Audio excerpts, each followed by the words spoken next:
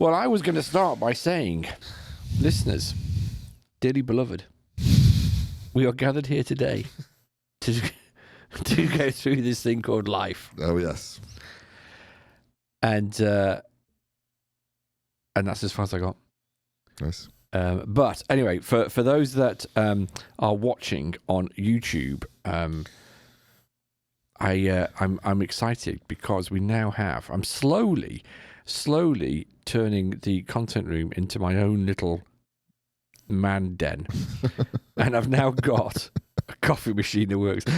I'm slowly doing it via stealth with Steve, yes. Right? So while Steve's busy working away, I'm slowly moving things in so that I can sit here and come back. So I've now got my own little Safbucks coffee. Safbucks, I like it. So it saves me a fortune, and also because Costa, I'm sorry you didn't come and offer me any money to have your mug on show anymore.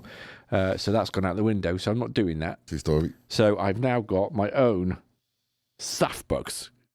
Bear that in mind. And anybody that comes down to the content room and wants to get on a pod, I will personally make them one of my famous Safbucks coffees. I love it. I love it. I haven't even made Steve one yet. But anyway, so here I am. Coffee in hand. Bright and easy because it's I feel like saying, do you remember, again, you're far too young, but it's 1 o'clock, it's Thursday afternoon, and it's time for Cracker Jack. No, I don't remember that. That was when we came home from school. When we came home from school in the late 70s, early 80s, it was a Friday afternoon, 5 o'clock, and it's time for Cracker Jack. I feel like it's like that, Steve. Love it. Yeah, we are at that time. We are ready. And so today, as always, everybody, I am going to surprise Steve with the content that we are going to talk about. I love it. Because he has absolutely no idea. And I do it that way, so then I'd like to think, the genuine thoughts of one Stephen. That's a good way to do it. Now, there are some things that we've been talking about. So I think we just need to get some of the topics out of the way. We were just talking about, you'd have thought we were Judith Chalmers and the likes, because we were just discussing our worldly travels. Yeah. And there are some topics I won't talk about that Steve told me, but we were just talking about our flights and how far it is to get to the likes of Australia via Hong Kong and all that. Yeah. And I had a story. I don't know if I've told you this, Steve, actually. So I wanted to do. I've never been to Australia. Well, I hadn't been to Australia up until 2 years ago. And Chris, who's my other half, has got family out there. And you know, I grew up in Hong Kong for the early part of my life. And I thought, oh well, it'd be great to go to Hong Kong for a couple of days en route to Australia, and this, that, and the other. So we booked our flight and we went sort of November time, and we were flying because Chris is great at finding deals, right, on flights. She's a good traveller, and so I'm just kind of like just book a freaking flight. She's spending hours looking at these places. Anyway, so she goes, we're going to fly Qatar Airways. Never done Qatar. I've done Emirates, but never done Qatar. Have you? No, only Emirates. I've done Emirates, not Qatar. Well, Emirates I was dead impressed with. Yeah. Anyway, so we book this trip for Qatar from Manchester on a Saturday, sort of early evening, right? And anyway, kind of long story short, you get that usual kind of like, you know, a week before, Emirates, Qatar messaged me and go, do you fancy an upgrade? I was like, oh, I rather do fancy an upgrade, actually, to first class. So they offered me a first class upgrade for next to nothing. And I just thought, you know, it's such a long flight, right? Chris has never flown first class. I'll treat her. So of course, what they don't tell you, right, is that all the niceties that you normally get with first class, like the lounges and everything else, in Manchester Airport, they shut at 1 o'clock in the afternoon. So we get to Manchester Airport thinking, we're going to get the first class lounge, and we get there. No, they're all shut. What? Well, that's why it's so freaking cheap. It was like 6 o'clock on a Saturday evening, right? Yeah. So I'm like, oh, great. Anyway, so we get on this plane, And we get into first class and like, oh, this is really nice. And I'm sitting there, and you've got like these little pods that you sit in, and and I'm like, oh, this is rather nice. And you get your own dedicated stewardess. Mine was called Benita. Oh, hello, Benita, and she was really attentive and get me in to settle down. And Chris was next to me, but they have these little things in between you that you can. I don't want to talk to you. Press the button, and this kind of thing pops up.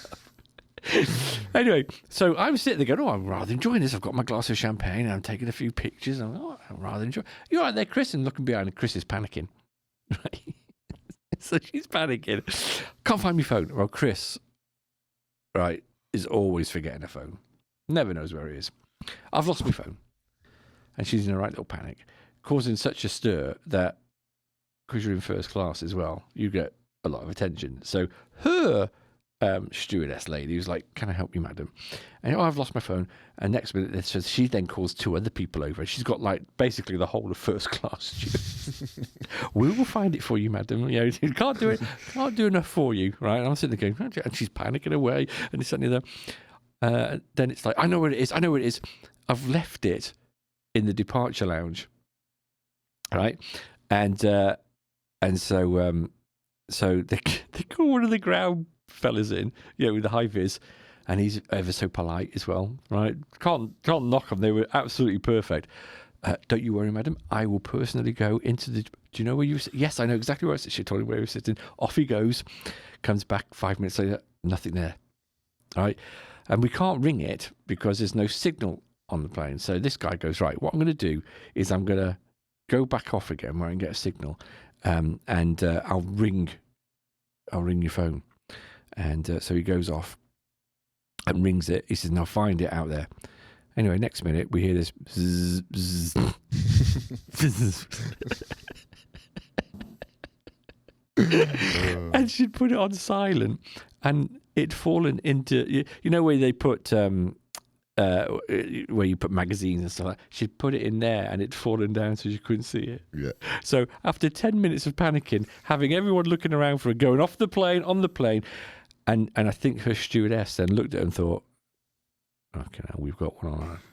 Yeah. You're marked now. I've got you marked, right?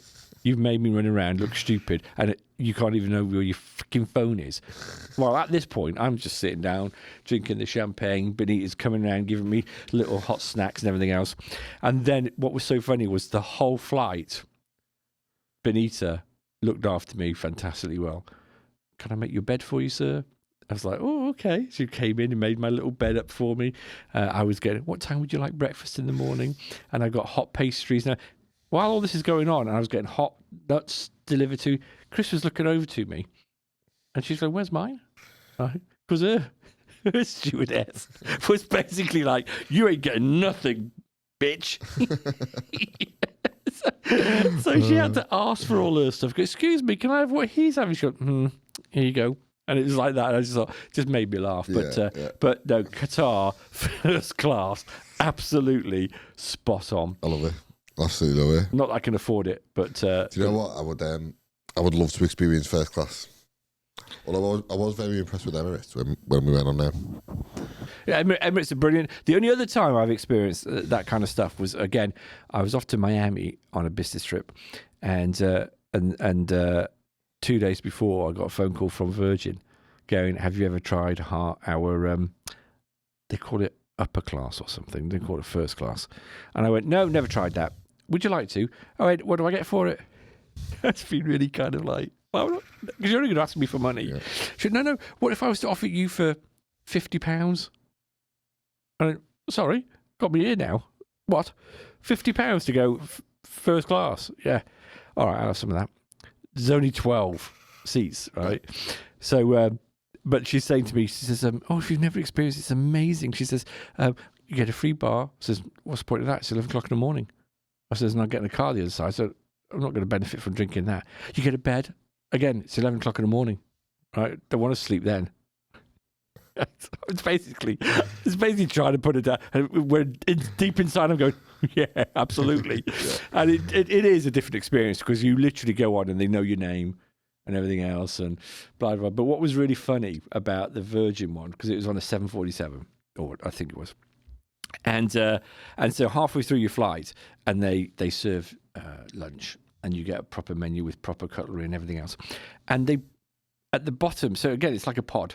And at the bottom of your pod, they pull out this little table, and there's a little seat that pulls out the other side. So you can invite someone from cattle class to come and join you. Nice. Right? And I thought, can you imagine that? Oh, yes, yes, if you don't mind, seat 24C. If you could bring them up just for like 20 minutes and let them sit at the end of my table so I can have dinner with them. Yeah. But then send them back. And it's like, it was so funny. But no, Virgin, heads up to that, because that was really good as well. But yeah, flying is great. But that trip, this is the trip I was telling Steve about this. If you haven't been to Miami, what a place. South Beach. I stayed at this hotel called the Fontainebleau. And I remember it was about April time, and it was, I don't know what they call it. It's not like half term out there, but when the Americans sort of have their time off from college, and it was full of beautiful young people, the boys and girls, right? And you think, like I say, you fall in love with the boys because they're all ripped and all muscly and everything else. You're thinking, stewards, right? All gorgeous, typical kind of like all the money. And I was telling Steve that I was walking down down this kind of wooden walkway down South Beach, and in the distance, this is when my eyesight was pretty good, I could see in the distance this tanned woman in just a bikini, but there's something that wasn't quite right about her. It was that deep dark tan, and as I got closer, I could tell that the skin looked like a 90-year-old skin. Right? And I didn't know whether it was just too much sun. Bright blonde hair. She was on the phone, and I got even closer. She was in the skimpiest bikini. And when I did get up close and saw the face was about 90. So she was 90 walking out. No shame whatsoever, wearing the tiniest bikini because her boobs were 20-year-old boobs. Because she had these massive fake boobs that didn't move. The whole of her skin was going south, apart from her boobs, and they were just like. And I just sat there and thought, only in America does this happen. You see it on the movies and stuff. You think, no, that doesn't happen down there. That's all just fake. There I was, 3D. It was quite shocking. So there were my experiences of travels around the world. So funny. Now, I wanted to talk a couple of things, Steve. I'm going to start with a bit of just joyful fun. And that is, have you ever been on a TV program or been featured on, national, and I don't think for any crimes or anything like that, or any murders? Well, funny enough, don't know if I mentioned it, but I was actually on BBC News just before Christmas. He was. Boiled ham in, what was it called? Muffs or somewhere? Yeah, Muffs of Bromberg, the best butchers that I've ever been to. I am biased because it's all local butchers, but I don't think I've ever been in a butcher's, and I've been in many butchers where they do such nice takeaway food, and they have won awards actually. So I'm not. Do they do sandwiches? Yeah, I think so. Right, Muffs. Here's a shout out, Muffs. Come on. Yeah, they do. Yeah, they do. Send over a couple of sandwiches for Steve and I for us to try live on the pods. Yeah, we're looking for a lunchtime sponsorship. Lunchtime sponsorship. We have no shame. Yeah. Right? We will call out anybody to do this podcast. Well, yes, I forgot about that. Yeah, just before Christmas. That time when I was sitting on the bed thinking, I recognise that voice. It was on the telly. And I turned around and there's Steve. Yeah, so for context on this, I was in there looking at Christmas trees for vegetables, pigs in blankets, all the rest of it. Christmas trees? Trays. Trays. Do you like vegetables, pigs in blankets, sprouts, broccoli, all that kind of stuff. And the way the shop is set out, you have to walk in one way, do a big circle, and then walk out the same way. And I seen someone getting interviewed, and turned out it was a BBC News presenter, and as I was in the queue, there was only about 4 people in the shop, but it was in the queue. Did they not have like BBC livery on their coats or anything? No, it was a guy with quite a fancy camera, quite a fancy setup, and he just kind of was like just filming someone, and then there was another woman doing interviews, just in normal plain clothes, and they literally just beeline for me, and they proceeded to question me about what I thought about the cost of living. Was it one of those kind of moments where it was like creator to creator? Yeah, you could see each other in the eyes, and you just knew. 100%. It was telepathic. Like every time I see someone with a fancy camera, I'm like, "You're one of my own. We are a rare breed." So they kind of beeline for me, and I was like, my brain was racing, and they proceeded to ask me about the cost of living and what I thought about the price of Christmas food, which is obviously a lot more expensive. So we got talking for 4 to 5 minutes, and then they were asking me what meats I have on my Christmas dinner, what puddings I have after Christmas dinner. To which I said a cheesecake. Traditional. And then they walked off, and I said to them, like, when can I expect it to be on? No, I don't know, really. The following Friday. All right, so it's not like they turned around and went, you really think we're going to put that on TV? I know. They just walked out the shop. Your ego just kind of like hit the floor. They left at that point, and then didn't think anything of it. And then the following Friday, I woke up. Hang on, did you know it was the BBC at that point? Yeah, well, I asked them, yeah. They knew it was BBC, but they didn't tell me when it was going on or anything. And then the following Friday, I woke up about 7 a.m. and I had about 15 text messages on my phone saying, I've just seen you on a telly. And it turned out it was on at 6:30 a.m, 8:30 bulletin, yeah, the 12:30 and 1:30 bulletin, and the 5:30 and 6:30 bulletin, all through the day. So I kept getting messages through the day. So for that 24 hours, I was a bit of a local celebrity, to be fair. Wow. Yeah. Anything come of it? No. Have you got an agent? Have you got an agent? No, other than people questioning why I have a cheesecake instead of Christmas pud. Controversial, you see. I know. But Becky, my missus, loves a Christmas pud, but I don't like Christmas pud. Yeah. So I always buy myself a little cheesecake. He's a spoil sport. Yeah. It's my kind of contribution to myself at Christmas, really. That's not on. So is that the only one then? The only time? I think so. To my memory, yeah. Well, I haven't. I've had the odd bit here and there, nothing too exciting, but I'm the nearly man. And I'm going to give a shout out here now to Popmaster TV. Nice.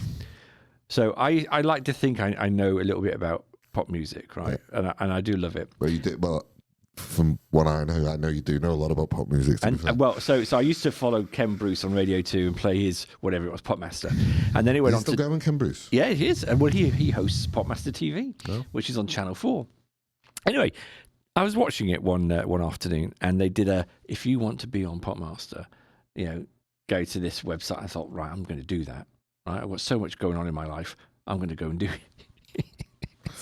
so I applied to go on Popmaster, and I got a missed call when I was in Spain from this 01. It was a Glasgow number or Edinburgh number, and it was a message from Popmaster TV. Nice. Saying, we want to talk to you about your application. Can you give me a call back? I gave them a call back. Did they return my call after that? No. So I missed the chance to go on Popmaster TV. So I'm doing a shout out now. Ken, if you're watching or listening, and whoever the lady was that called me, call me back. I want to get on Popmaster. Anyway, I'll let you know how that goes. Right. Not that I'm desperate. Again, I'm begging people, get me on Popmaster TV. Yeah. So I've even modelled my hairstyle on Ken Bruce. Yeah, that's how much I was into it. Nice. So yeah, and also just to make sure, just to keep you up to date on how current we are and current affairs. I was telling Steve as I was driving in today. I had a little bit of sympathy because they had on the BBC again. This guy was being interviewed, and he had a beach hut down in Bournemouth. And these beach huts, they're lovely. They're on the seafront. Not many of them, but they've been there for years, since the First World War. They look really nice, rather cute. They don't have any running water or anything like that. They're just where families go to spend the day. But the council, because they're short of cash, have said, well, we think they can be classed as second homes. And second homes that you aren't living in. Bear in mind, you couldn't live in them because you've got no water or anything else, no heating. Well, you might have a little radiator. And so the council are slapping them with this council tax of just under £5,500, right? And so I'm thinking, my God, that's an awful lot of money for a beach hut. And this guy was basically saying the same. He was going, do you know what? It's a little bit unfair. I inherited mine from my mom who had it in the war and blah, blah, blah, blah. We go down there during the summer. It's lovely. And you're kind of feeling a little bit sorry for the guy until the interviewer says to him, don't they, what are they like if you want to sell them? Right? She says, because I've been reading here that one went last year for £500,000. A beach hut for £500,000. And at that point, I kind of lost all sympathy. Because I thought to myself, well, if they're going for £500,000, right, sell it. Don't complain that you've got to pay £5,000 council tax. Sell the bugger. Yeah. £500,000, that's ridiculous. Is that like a footballer's paradise? That's sort of part of the world. Well, isn't it? Where's that place where Harry Redknapp and all them live? Bournemouth. Yeah, there's a yeah, I know what you mean. A posh little like island place that gets cut off with the tide, and it's all kind of swanky and expensive down there. Yeah. Harry Redknapp. He's big into horses now, isn't he, Harry Redknapp? Oh, actually, I was reading as well yesterday that an old Everton player, I say old, he's not old, but he's retired, has gone bankrupt. Potentially, yeah. And you sit there and you think, see, these people that you think are just, how can they go bankrupt with all the money they must have earned? Yeah. It happens, so... I'm 39 years old. And if I was a footballer, I'd probably be retired by now. So you make a lot of money in a short period of time. Or relatively short period of time. Yeah. And then it's done. And then if you don't know how to manage, if you're becoming accustomed to a certain way of living on a certain amount of money over time, and all of a sudden that's gone. Well, I was thinking about this when I was having this shower today, and it got me thinking that in my prime, when I was in corporate life, and I had all the trappings, and I like nice cars and nice clothes and the nice house, and you fall into that trap, right, of living to your means, or sometimes over your means, because corporate and the marketing people tell you need those watches, you need those cars, you need that kind of lifestyle. And we've spoken about this before, where people who are earning sort of ridiculous sums like $500,000 a year are going broke because they think they've got to maintain this particular lifestyle, but they're not very good with money. And it made me think, when I was 32, I would have been very wealthy if I was dead. Because there was so much life assurance, and the company I worked for paid 4 or 5 times your salary, and this, that, and the other. And I remember sitting down one day, going to my missus, I'm actually worth more dead than you are alive. Millions dead, right? And it then got me thinking, all these people nowadays, where they have the trophy wife and the kids and their flash cars and the houses in Crosby and all this kind of stuff, and they are living paycheck to paycheck, right? Do the wives and the kids really care? Yeah. I mean, I'm being a bit shallow here now, because they just want the husband to carry on, providing. And if he dies, well, that's sad, but at least he's going to leave us a shed load of cash. It's mad, isn't it? So at the time, if I'd have died when I was 30 or 32, I'd have left £1.5 million to the missus. Yeah. I'd have been dead, but I've been rich. One of our podcast clients a while ago, they're not working with us anymore, but they were talking about the whole net zero policy, right? That the governments have, and they're pumping tens of billions of pounds into this net zero climate change policy, right? And what the point was is climate change is a real thing, but climate change is a real thing that's happening over a 500-year time span. It's not an immediate issue. So what their whole point was we need to take care of right now. Why are we pumping tens of billions of pounds into this thing right now when this thing is happening over a 500-year time span?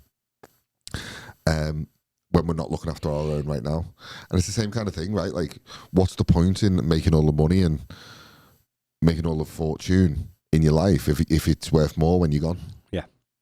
Well, I must admit, so I fell into that trap, until I got to about 40, 42. And I sat there and I thought, who am I doing? I kind of grew up, right? And I thought, why am I doing this? It's for the likes of the Donald Trumps of this world who tell us that we need it, to keep them in their lifestyle and their millions. And we're just like rats on the treadmill, just getting churning away to keep those people rich. Yep. And so yeah, you can, honestly, you can live, well, I unless you've got a beach hut, you can live quite nicely. Yeah, I always think that, like, what's the minimum amount of money that you need to survive yourself and your family over the course of a year? I think past sort of, what, £50,000?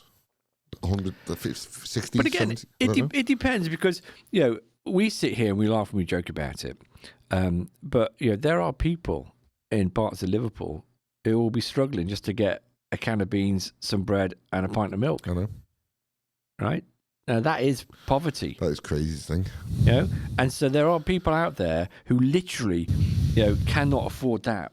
All right? And yet we're sitting here talking about cost of beach huts and everything else. It's ridiculous. Was the whole thing about, we talked about Starbucks, they paid zero tax in the UK. Yeah. Even though they made £525 million in profit. Yeah.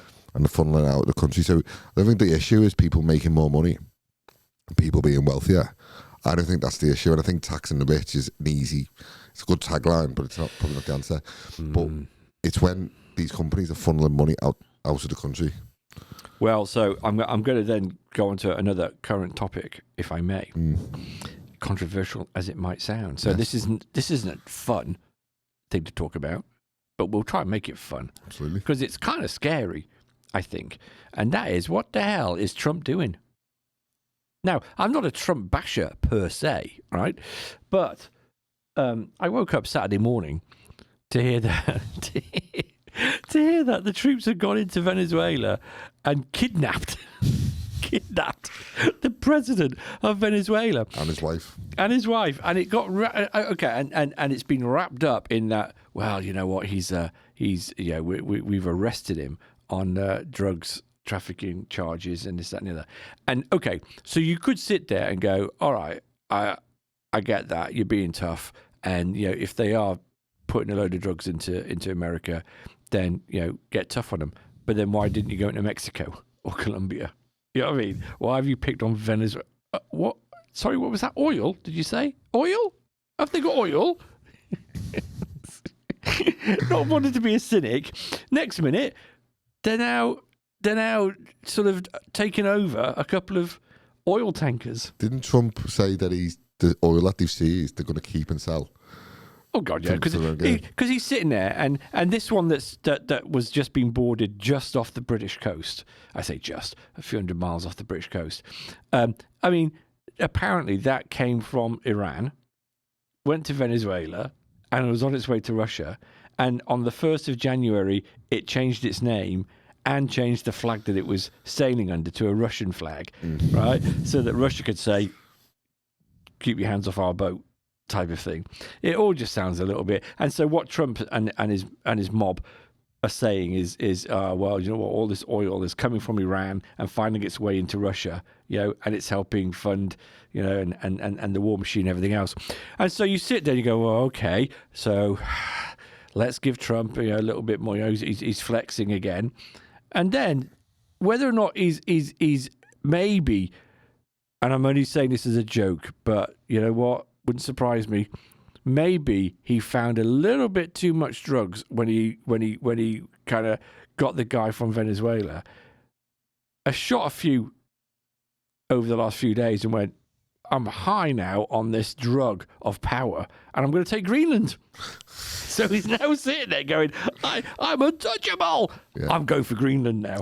And Isn't he trying to make that a state of America? Well, I mean, he's basically saying, isn't he, that he wants to basically put a missile station there because it's going to protect them from Russia, because there's this threat going on. And I must admit, about 6 months ago, I was going, oh, do you know what? This is all just saber rattling. They're all just egotistical, these dictators. But if what Trump was doing was being done by Putin or the Chinese, we'd be up in arms. Oh yeah, 100%. Yeah, we'd be sitting there going, you can't be doing that. you know, and yet, you know, we seem to be getting this government that we've got at the moment helping them out, right? And you know, it's like, I don't know what the hell is going on. All I do know is that all these people are talk, and yet Trump just seems to go, well, Yeah. excuse my French, fuck it, I'm just doing no it. fucks given. Yeah, and then the other thing I saw last night. Don't want to get too depressed, everybody, but a woman was shot last night in Minnesota or Minneapolis, yeah. and I saw it on TV where they were protesting with they call it ICE. What does ICE mean? It's the Immigration control, something. Yeah. And so apparently there was these protests going on, and this woman was in an SUV in the middle of the road, and apparently tried to drive over one of these ICE agents. I couldn't see where he was. Oh, yeah. Right? Next minute, he shoots her, dead. And you're sitting there going, what the... And Trump's going, she was a mad kind of vigilante terrorist trying to run over the ICE agent. I mean, come on, guys. Even if she did try to run you over, you disable the car. You don't shoot her in the face 3 times. Yeah, that is mad. So what is going on? It does seem mad though. Like on X, I seen last night, there's a slowed down video of the footage, and he's looking in. It looks like he's looking into the window. The car zooms away. I don't know if in a panic or what, but he kind of reaches and then shoots through the window. Didn't look like he was being run over. No. Or was in any danger of being run over. No. I think it looked like he was talking to her through the window. Yeah. Tried to zoom off and then. Well, I thought there must have been another guy hiding somewhere in front, because it's a bit... Because they drive on the opposite side, don't they? Yeah. So the steering wheels are on the opposite side to us. So he was on the driver's side. He was on the driver's side, yeah. And he was looking through the window. Yeah. That, to me, didn't look like he was being run over. No, not to me either. On the side of the car. So there's some, there's some strange things going on in the world. America's quite a mad country like that, though, isn't it? The laws seem quite bizarre. We need to be careful what we say. Well, we definitely would, there's lots said about the gun laws in America. Because depending on what we say, Steve, we might not get into America. Because, they've got this law now that says, they're going to check your socials, and if you've said anything derogatory... freedom of speech laws, even in this country, bloody hell. That we won't get into America. Well, that's crazy, isn't it? But, if hey, shout out to Trump. If you want to come on and defend yourself, come on down. What a guest that'd be. You could have a guest for an hour. We'll give you an hour, Trump. Trump would admit to any common sense failures. He's had a few in his time. I was going to say that there are one or two, I think. But so I don't know what's going on. All I do know is there's one question I would have. Would you say that the world needs someone like Trump who's a bit bonkers and a bit out there, because all the world leaders at the moment seem a bit tepid? Well, so I'm just going off Starmer, for example. You look at Starmer and Le Pen and the French president Macron, is it, or someone? Yeah. And all you hear is, Zelensky's coming over. We're going to have a talk, and we're going to talk and talk and talk. Not actually do anything. We're just going to talk, right? About stopping peace, and nothing seems to happen apart from we're committing more money. We're committing more money, and so nothing really happens. Trump comes along, like him or not, and seems to get stuff done, or he starts doing things. Whether it's the right way, I don't know. All right, but he's certainly shaking things up. Definitely. And so, as much as I don't necessarily agree with everything that he does, I do agree with the fact that he seems to be a doer. All right, he says what he says. Well, I say he says. He does what he says, but you never know what he's going to. I think he's probably the only world leader that could actually end the wars.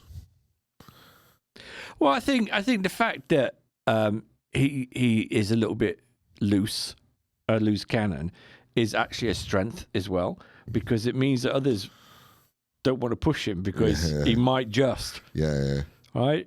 So you kind of sit there, and he came out, didn't he, the other day, and said, no one in the Western world is going to take us on. I mean, imagine being in a boardroom discussion as a world leader with Donald Trump. He'd just bully him, wouldn't he? Oh, yeah.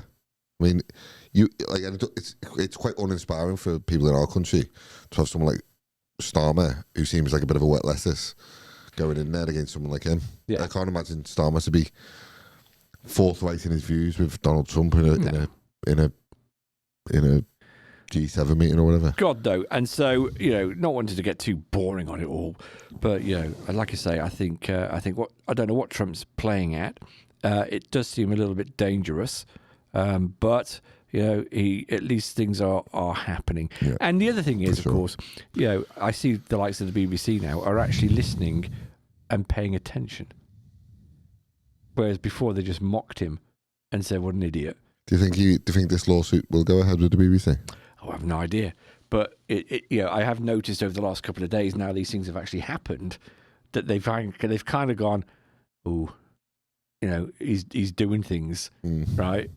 Which international law says you shouldn't do, and he's just gone, rock off, America first, right? And I'm going to do it. And what makes it interesting is when you then see Starmer and the likes. We're going to talk about this, and we're going to put feet on the ground in Ukraine. So are you or aren't you? Well, no, we haven't agreed that yet, but we said in principle, as long as America. And you're like, oh. So again, you've had another wasted kind of meeting where you're just talking hot air. How are we going to put people on the ground? We haven't got an army. Our army won't even fill Wembley. No.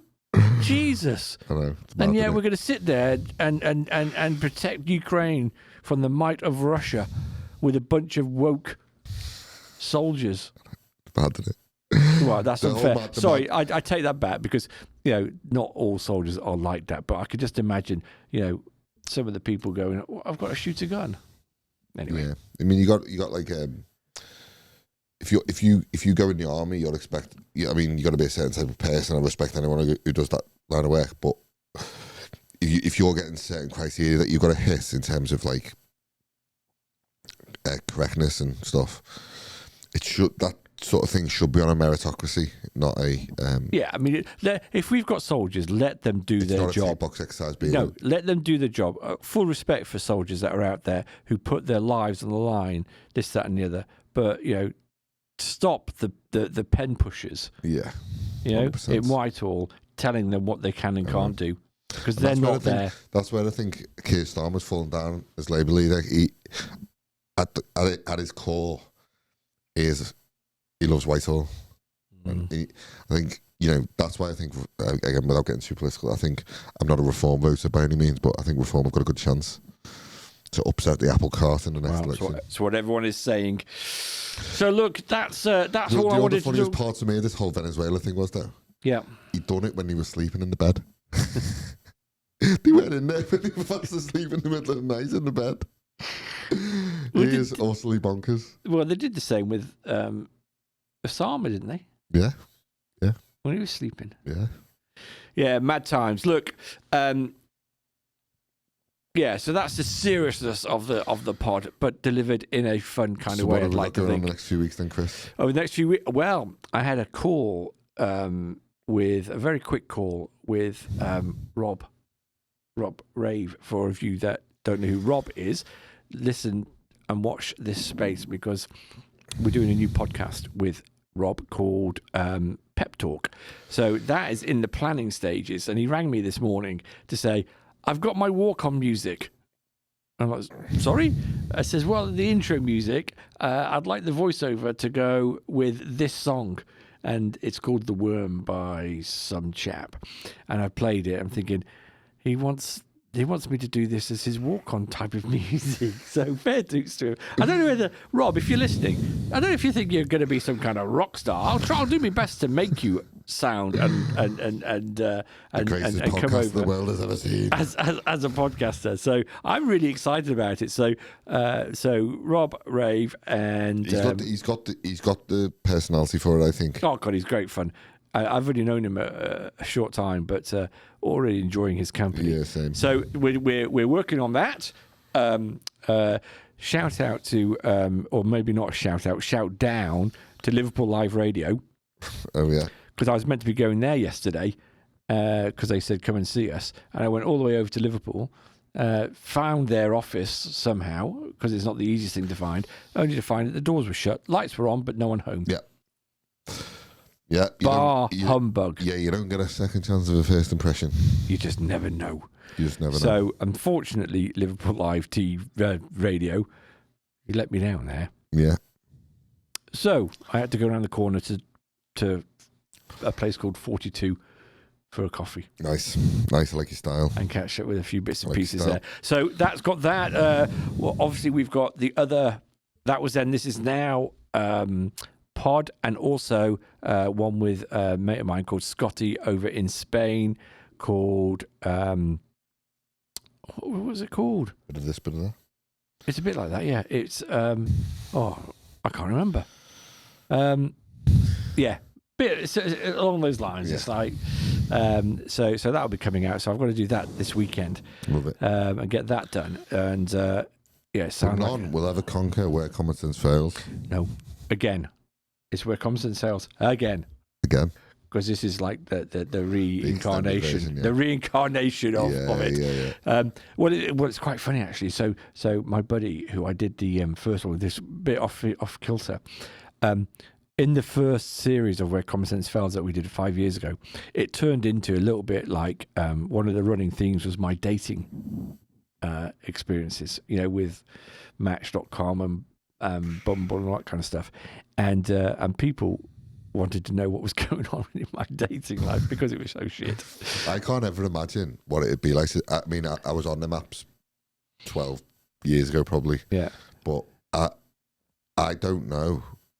I can't ever imagine what it'd be like now. Well, so true. I imagine after this much time, it's a bit of a shit show. Well, the guy I used to do it with, who was a relationship expert, he's unfortunately going through a divorce at the moment. So he's going through a divorce. So he's separated. And I think he's already back on the dating scene. And he sent me a message last night of a picture of a gorgeous looking woman with a foreign sounding name, and said, what do you think to this person? Do you think I've been invited to meet her? Now, my initial reaction was, she looks too gorgeous, right? With a name like that, that just sounds like one of these kind of Russian, Eastern Bloc women just trying to this and that. So I said that to him, to which he replied, I actually know her really well. She's a work colleague. So what are you asking me for? And when you do those things, you think, oh God, what did I say? Put my foot in it. Yeah, just put your foot in it. Maybe a common sense failure, that means. So a little bit like a common sense failure. Yeah. So, and I wouldn't put it past him showing that message to her. So if ever she meets me, she'll be like, oh yeah, you're that idiot. But anyway, for the and just finally, again, do you know what? It's how we deliver it, Steve. It's how we talk about dull, depressing stuff, but put a happy spin on it. Do you know that this week is the busiest time for? I think it's the 7th of January. Go on. Divorce Day. Really? Yeah. Well, it's the busiest time for people to then, because they've got Christmas out of the way. It's just do the last Christmas for the kids or whatever it might be, and then come the 7th of January, it's normally when everyone's back at work, solicitors have been instructed, and it lands on the door. Here's your, I want a divorce. So there you go. It's happy divorce week if you're one of them. Yeah. Hopefully that'll never happen to us again, mate. I'm not advocating it, but I'm just saying, don't be unhappy. I'm not actually married, yes, to be fair, so... Don't be unhappy in what you do. I'm not actually married, to be fair, so if we actually split up, it wouldn't actually be a divorce, really. Right, don't be thrilled talk about that. What we're trying to do is get people in the content room. Anyway, so come down to the content room. Yes. You'll get a Safbucks coffee. You'll get Safbucks pick and mix. Yes, pick and mix and coffee, courtesy of Chris.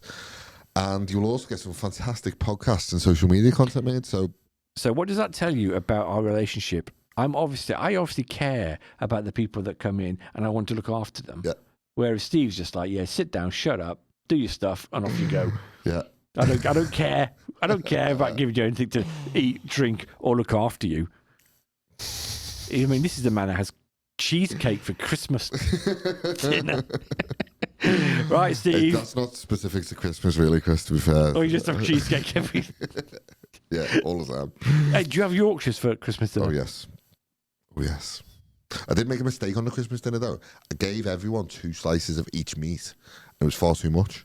So I just gave 1 slice and then let them help themselves to the rest if they wanted it. Right. But the 2 slices of each meat was just far too much. Well, there we go. Money-saving tip there by Steve for Christmas lunch. Exactly. And also, if you are going to Steve's for Christmas, just bear in mind, you ain't going to get many meat. I did quite enjoy the whole process of cooking the Christmas dinner, though, which was good. But yeah, until next week, thanks, Chris. Appreciate all your time, as always. I would say it's a pleasure. As always, like, subscribe, comments.